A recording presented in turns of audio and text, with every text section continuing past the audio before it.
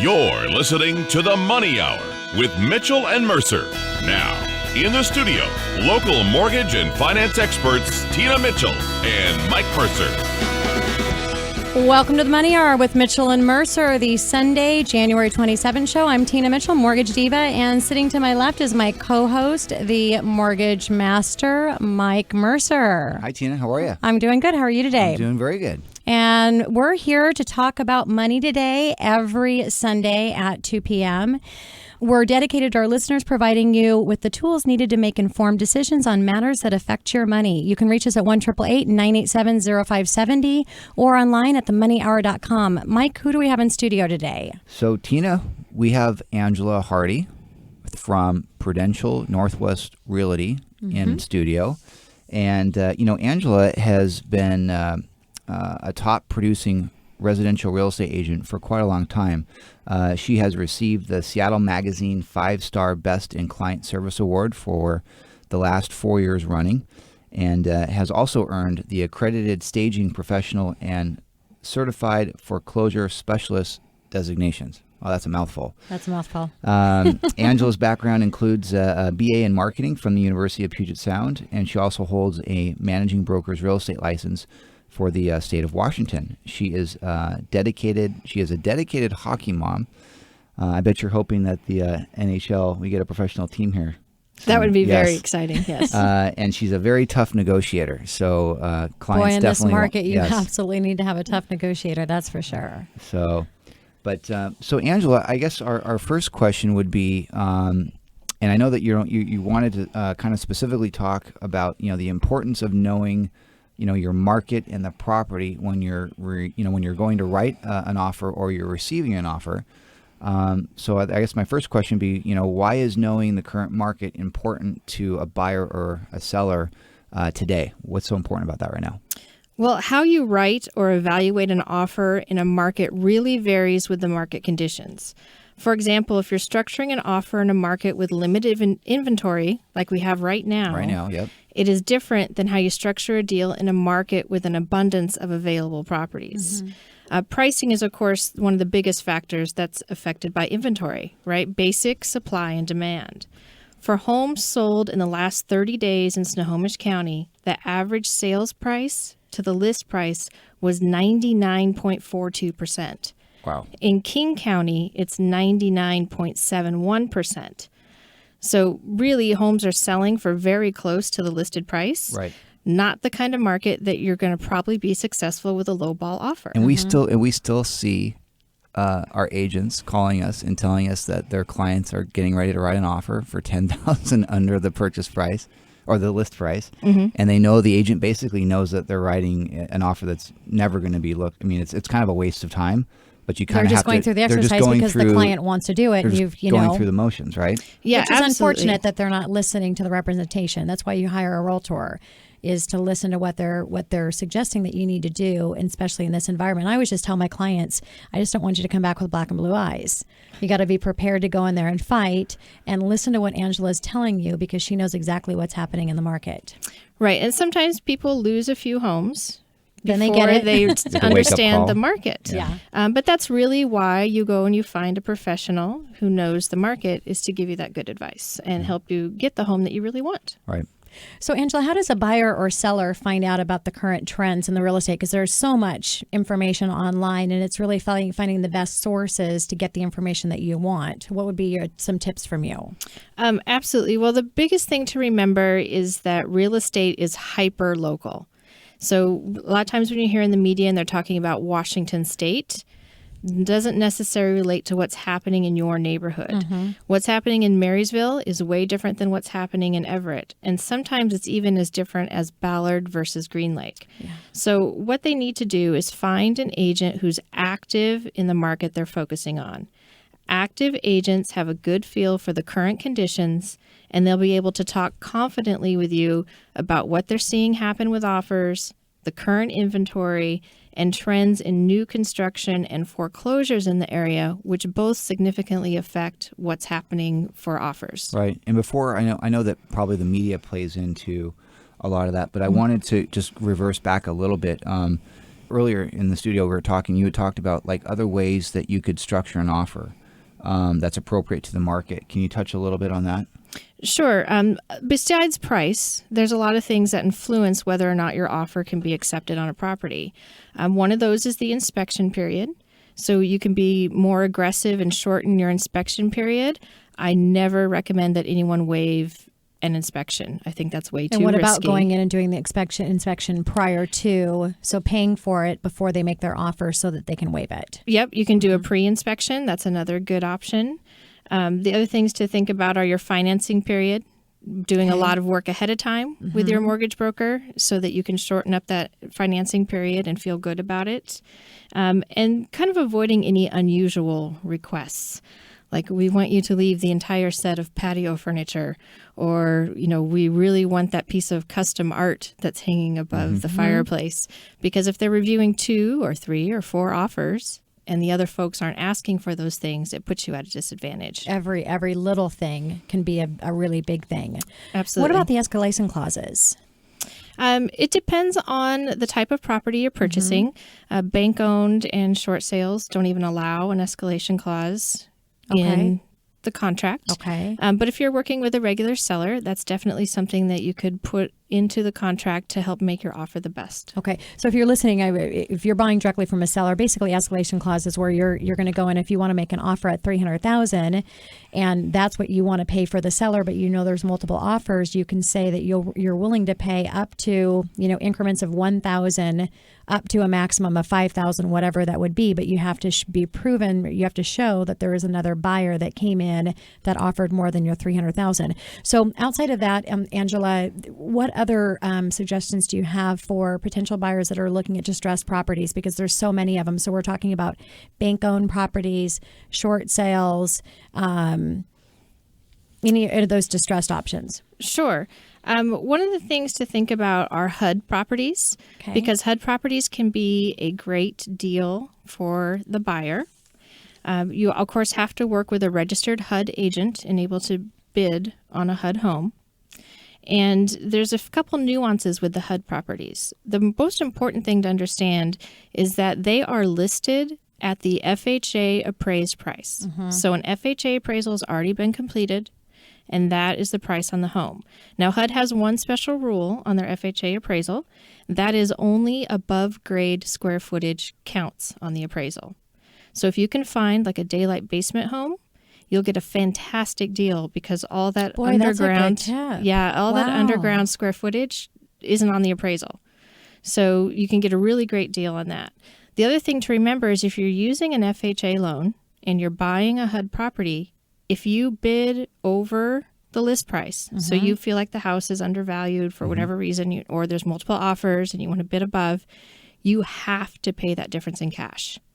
Whether it's $1 or $10,000 over, you must pay it in cash because they've already had the FHA appraisal. So on these HUD properties, you're never really getting the seller or the bank to pay towards closing costs. It's not a typical situation where you can kind of roll it in because you're not going to get them to negotiate the price down, and therefore because the appraisal's already been done, the price has already been set, you can't really increase it. So that you really have to be prepared to have your closing costs in cash, right? Typically, the other way around that is to use a conventional loan, because when you use the conventional loan, you get a whole new appraisal. Gotcha. Okay. So if you feel for whatever reason that the home was undervalued at the FHA appraisal, maybe they didn't include all the square footage, for example, you can use a conventional loan, bid up the price, ask for closing costs, however you want to structure your offer. Yep. And then get a whole brand new appraisal. You just need to make sure, because sometimes with those HUD properties, they're in bad condition because they were taken away from the current owners. So you've got to make sure that it's going to pass the appraisal with a conventional loan. And my advice on the financing side, if you are looking at purchasing one of these HUD homes, and Angela and I know that you'd absolutely second this, you have to work with a lender that knows what they're doing. The financing is very, very complex on these HUD home loans, and so you have to work with somebody that understands and knows what they're doing. So if you're thinking of buying distressed property, pick up the phone, give us a call, 1-888-987-0570. Again, 1-888-987-0570, and we'll connect you with Angela. So Angela, how about the bank-owned or regular resale homes? Sure. The difference on a bank-owned, one of the big differences is that we go into it knowing that it's as is. The seller's going to do no work. The bank just wants to sell the house. The utilities will probably be turned off and probably won't get turned on for your inspection unless the buyer pays a fee to do so, because the bank's done. They're not. And that's a good invest any more point to money. mention, because they got to be turned on for the appraisal. So, Yes. I mean, there's some complications that can come up during that process. And then the big one is that when you buy a resale home, they have to fill out what's called a Form 17, a seller's disclosure. It tells you anything that they've done to the house, any remodeling, any repairs, has the roof leaked, those kinds of questions, that kind of information. The bank doesn't fill that form out because the bank has never lived in the house and doesn't have that information. Yeah. So you don't get prior history on the property. And that can be a big deal. So you don't know, is the roof 2 years old or is the roof 12 years old? And of course, you'll get to do your inspection, but those Form 17s really provide a lot of good information. And then the other factor is kind of the people factor. You know, buyers are emotional when they're buying a house. There's just no way around it. A buyer is making it a big purchase and they're emotionally attached to it. A seller, a regular seller, is also emotionally attached to the house that they're selling. Yeah. They've done work in the house. They raised their children there. Yeah. They need to get a certain amount of money out to realize the dreams that they have for their next property or for retirement. So there's emotions on both sides. When you're dealing with a bank, it's just all about the numbers. Yep. They, you know, and I can write you a really nice sappy letter if you're my buyer about how you want to raise your children and this is going to be your forever home and you just love all the gardening they did in the backyard. The bank is not going to care. They're not even going to read that letter. But it can help us win a home on a resale, maybe even if we're not the best price. Yeah, absolutely. And I've heard that many, many times. Had buyers experience that, to where they got an excellent deal on a home when there was multiple offers because of that letter. And you think about it and you're like, that can't be. You can't, very rarely would that ever happen. I've seen it happen a lot because of the emotional seller. Yeah, what are you suggesting right now to clients that are wanting to make offers on short sales? You know, I know that they can be anywhere right from 3 to 6 months right now. Yeah, the biggest thing about a short sale is bring your patience, because they can take 3 to 6 months.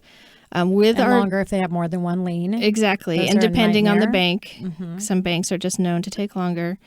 With our limited inventory, short sales need to be a consideration for a lot of buyers because they just don't have as many options. And what's hard about a short sale is that the bank that holds the lien will not give any indication of what price they're willing to take until they have an offer in hand. Yep. So the listing agent does their best job to figure out a market value and list the home at that price. But I have seen time and time again, it's listed for $250. You write an offer for $250. It goes to the bank. 2 months later, the bank comes back and says, we want $300. Yeah. And that may be more than your buyer can afford to pay. So there's some nuances with those short sales. What you really want to do is study the comparable sales when you're writing your offer so you can feel confident that the price is within a range that the bank will be willing to accept. And are you still encouraging your buyers to be making other offers during that time and not freeze up? There's 2 ways to write the short sale addendum. And one is that the buyer may walk anytime before bank approval with no penalty. And the other is may not walk. So as a buyer's agent, I'm always writing the contract as may. Yep. And we keep looking. And if something else comes up that they can close on quickly and not wait for a short sale, and we get it under contract, then we just cancel our short sale and move on. So why would anybody check the may not? Yeah, does it make their offer stronger? There are some banks or some third-party negotiators that require the buyer to stay committed. Okay. And then the way we combat that is the paragraph above tells how many days you give the bank to respond. And so instead of putting 6 months, we'll put you can have 90 days or you can have 60 days. Got it. And the other thing to be cautious of is as well on short sale when it comes to the financing is the banks are not only are they not emotional, but because of that, they really don't care. They don't care if this thing goes through or not. And it's just people that are just pushing it through. If it doesn't work, it doesn't work. They move on to the next one. And where that issue comes in is with the closing date. You have to really have your lender be in a position that they can move forward really quickly, because that once the offer gets accepted, that closing date comes up, and it's never a standard 30-day closing. And the challenge is it used to be that you can actually order the appraisal ahead of time. That's what we used to do way back when all these distressed properties started. But you had mentioned it, Angela. You cannot do that anymore because many times the price gets changed. So you can't order the appraisal to get that process out of the way, and then the price changes. Then you've got a whole nother issue to deal with. So it's a timing thing that can be a challenge as well. Yep, and that's what I always tell my clients is you have to be patient. Short sale means short on money, not short on time. That's a good one. I like that. And but when we get the approval, if we get an approval on the short sale, then it's hurry up. Yep. Because the bank, although they made us wait, they're not going to wait for us, and we got to be really ready to roll. Yeah, really frustrating process sometimes. So we've talked a lot about buyers. What about market conditions, education for sellers? Sure. When a seller is reviewing an offer, they also need to really be thinking about that appraisal issue. It's exciting when your home gets a ton of offers and the price gets bid up and you want to go with the highest price. But if the home ends up ultimately not appraising for that high price, you're kind of back to square one. And then it's extra frustrating because a lot of buyers have moved on to other properties. So the sellers, when they're reviewing the offers, also really need to look at those comparable sales and make sure that they feel comfortable that the home is going to appraise for whatever price their home ended up getting offers at. Right, and the highest offer doesn't necessarily equate to the best qualified buyer. Exactly. Buyers get emotional too, and sometimes they bid up a price above where they really should to be qualified. But the other things to think about for a seller is the type of financing that the buyers are using. Cash is good because there's no appraisal and you don't have to worry about financing failing at the last minute. FHA and VA have some condition requirements for the property. So you want to talk with your agent and make sure you're comfortable that you're not going to have like a roof issue. Even missing flooring can be a problem on an FHA appraisal. Yep. So you want to be prepared for those kinds of things if you choose an FHA or a VA loan. And then you want to look at how much your buyer's putting down on the loan so you can compare buyer to buyer. If one buyer's putting down 20% and one buyer's putting down 5%, it's kind of assumed that the 20% buyer is a little more qualified. So I got to ask you, Angela, what are your predictions, best guess, crystal ball that you have on the trends that are happening in our market here, local market in the Northwest, what you see happening this year in real estate? What I'm seeing so far, obviously, is low inventory, right? Because sellers are scared. They've heard for 2 years that prices are down, you can't sell. Yep. We've cleared out a lot of the distressed inventory because of the low interest rates. Buyers still want to buy. So with continued low interest rates, I think it's a great time for sellers. I'm seeing a pickup in relocation, people moving into the area for work. Okay. Businesses starting to transfer more people in. Yeah. So that adds buyer pressure. So I don't expect the huge doubling of the value of your home in only 6 months kind of stuff that we saw. But I expect some continued steady growth. And as sellers realize that maybe it's a good time for them, they can sell their home and still take advantage of a low interest rate to buy up. We'll see a little more inventory come on. So I'm really expecting just kind of a stable, slowly increasing prices. And I do expect the interest rates to stay reasonable for folks. Yeah. So what about is there any markets that you see that maybe you're surprised, like markets that are maybe hot or getting hotter today that maybe weren't so hot 3-4 years ago? Any in particular areas or cities that might be kind of surprising for people might want to relook at or revisit? Absolutely. Right now, especially for folks that kind of work in that Boeing area, Marysville is a great value. Prices have remained low. And what happened was that when gas went to $4 a gallon, nobody bought in Marysville. I was showing Marysville constantly. Really? I haven't heard anybody talk about Marysville. That's because you can interesting. get a nice size home on a big lot for $300 or less. And people were moving there in droves. And then the gas price went up and everybody said, oh my gosh, I got to live back closer to the city. Right. So now that gas prices, They've not really come down, but they've at least come down a little bit and stabilized. Right. I'm seeing a lot more interest in like North Everett and Marysville, and I think those are be great family areas for people. Yeah. So when people used to consider maybe Everett, right? Mm-hmm. Now they're just stretching it up. Well, let's just take it up to Marysville. Yeah, and Smoky Point has really developed, Costco and restaurants, Yeah. and so it doesn't feel like you're so far away from the rest of Yeah. the world up there. Yeah. Yeah. So, what are you seeing that the attitude of buyers right now? Is there any different movement that you're seeing in people now versus maybe the beginning of last year? So some buyers are actually getting priced out of the market already. Some first-time buyers. So I'm seeing a little frustration in the Okay. lower price points. All right. But definitely motivated buyers because of these low interest rates that we're experiencing. They really want to get into a home and take advantage of the prices before they get higher. I totally agree, and I see more of the urgency. So it's exciting to see Exactly. that urgency back in the market. Well, that's it, Angela. We are out of time. Thank you so much for coming in and joining Mike and I in studio and sharing your information with our listeners. Thank Yeah, you. thanks, Angela. Thanks for coming. So this is Mike Mercer signing off for the Mortgage Diva, Miss Tina Mitchell.